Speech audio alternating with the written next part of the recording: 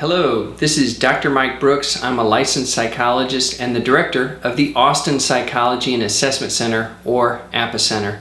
Today's video blog topic is part 2 of Do Violent Video Games Cause Children and Adolescents to Become Violent? So I hope you caught the first part. This is the second, and there'll be several more to come. And I'm putting them all together, but I didn't want to do one video because otherwise it'd be very long. So today we're going to cover some video game usage statistics, and I find these very interesting. And since kids, adolescents, and adults play so many video games, that's one of the reasons why we really need to understand them better. So a few introductory thoughts. First, technology isn't good or bad. It just is. So a lot of people want to say books are better than video games, and sometimes parents look at video games as a colossal time waste. And I want to say, well, not necessarily. Video games are different, and books aren't necessarily better. Certainly some are, but then you have books on how to become a terrorist and how to build, nuclear bombs and landmines, and Hitler wrote Mein Kampf, which wasn't a very good book at all. So, I want to start with that. 2, and this is a really important point, is there's no turning back, there's only moving forward. So love them or hate them, video games are here to stay, and they're only going to be woven into our lives more and more over time. People are not going to throw away their iPods and iPhones and video game consoles. So even if we are to say, there's problems with the video games, and there are some to be concerned about, it's also true that we're only going to be moving forward, and we just need to accept it and deal with it the best we can. So other 2 points here are related.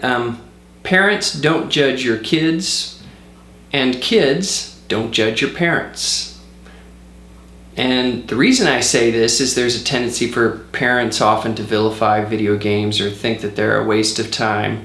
One, this earns no credibility with the kids, and they'll just give pushback. But 2, I would say to any parent, if you're growing up right now, you would be playing probably the same video games that your son and daughter are. And many of you already are, so that's a generational change.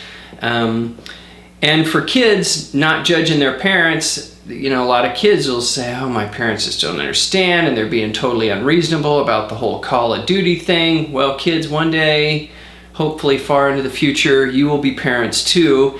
And your kids, I guarantee, will be playing things and using technology in ways that drive you absolutely bananas. So you need to be understanding where your parents are coming from, and maybe we can all find common ground by trying to put ourselves in each other's shoes.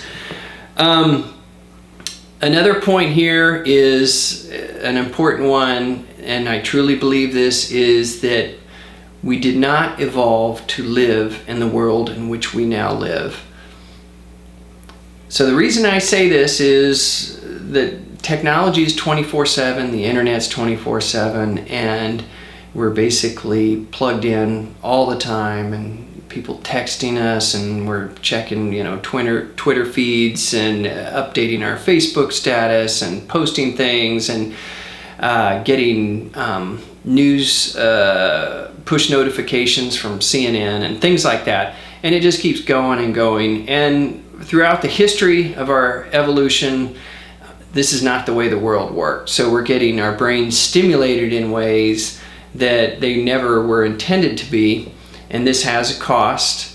And also, and very related to this, is sleep deprivation. Is now that we can stay up all hours accessing fun, interesting games, reading news. It just keeps us plugged in, keeps us in front of screens. With the illumination, we're losing sleep. We get about 2 hours less sleep per night than we did in the 1960s, and this has a serious cost to our health, so we need to keep that in mind. So now I want to go into some tech usage statistics, and this is from the Kaiser Family Foundation. I believe these statistics are from about 2010, so we'll put a little asterisk there. I'm going to just read through these. So, and this is with kids age 8 to 18, that they found that they spend 7.5 hours per day using technology on average, which comes out to about 52.5 hours per week, and this is all technology. 270 minutes per day watching TV, 73 minutes per day playing video games, 90 minutes a day text messaging, and 89 minutes a day in non-school computer use. You say, wow, I do too. That's amazing how that adds up. You may say, well, not my child, but a lot of other kids are, and some kids are doing much more than that, so it balances out to those averages you see there. Here's some statistics on video game sales, and if you look at the graph there, you can see that they're in the billions, and there's some fluctuations over time. And that has to do with when new video game systems come out, and there's kind of an ebb and flow. And these are just in the billions of video game console sales. This doesn't include iPad, iPhone, and all the app purchases and things like that, and even PC games. So this is just console sales in the US. So you could effectively double these figures if you're talking about all video game sources. Some more video game statistics here. I'm going to read through these. 49% of Americans own a dedicated game console, and those that do own one own an average of 2. 32% of gamers are 18 years and younger. There's 183 million active gamers in the US. And again, this is all types of games, and now that the casual gaming market is so big, so we've got a lot of big numbers there. 47% of gamers are women, and the average age of gamers is 35. So now I'm going to go into the amount of video game playing time and go over some statistics here. There's 3 billion hours spent per week gaming worldwide. 3 billion with a B. Most gamers spend about 1 to 2 hours per day gaming. And there's over 5 million extreme gamers in the US who spend over 45 hours a week gaming, which is like having a full-time job in addition to going to school or whatever. And just to look at World of Warcraft, which is a massively multiplayer online role-playing game. You've probably heard of it, and sometimes goes by the acronym WoW. There are 11.5 million subscribers, and that translates to 5 million per day in global subscription fees for just this one game.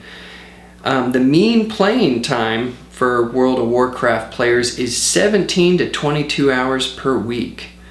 And this is a mind-blowing statistic.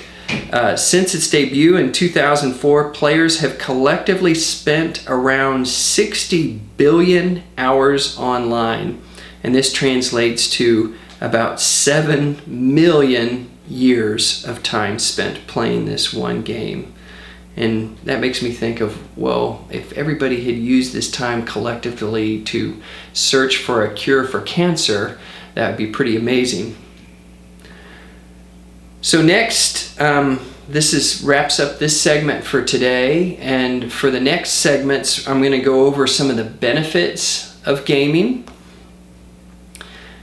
the popularity of video game violence, and then why all the fuss about the video game violence, and then I'm going to cover what the research on television violence says.